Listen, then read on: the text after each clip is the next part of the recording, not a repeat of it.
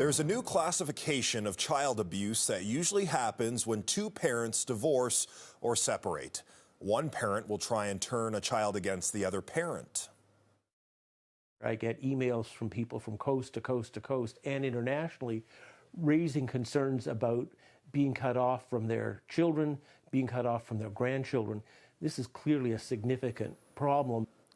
It's called parental alienation. Researchers are calling it a serious case of child abuse, which can lead to depression and a lower quality of life.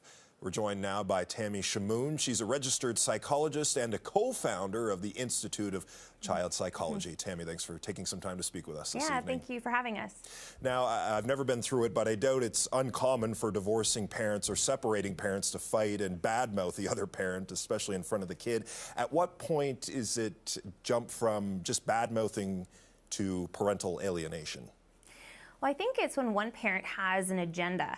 We're looking at a parent who has something that they want to, that other parent to be taken out of the picture. And that motive comes from that parent feeling very hurt, and they feel they want to punish their ex-significant other through use of the children. So I think it's one thing for a parent to get angry and then spout something off, and it's another thing for it to be very calculated. And this tends to be more of a calculated act on behalf of a distressed parent. Now, this it's supposed to punish the other parent, but how this actually has an impact on children in the short and long term. Right. I mean, biologically, children were meant to be connected to and attached to both parents. And when this happens, you got to remember a child is half of each parent.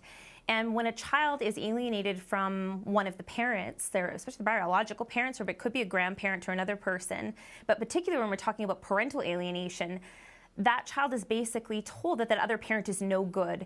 And by default, what we're actually saying is that child is no good. And that's where the trauma happens, is the child then feels there's something wrong with them inherently. Now, they may not show this outwardly at first, but as you had mentioned, we'll see issues later on down the road with things like such as depression and anger.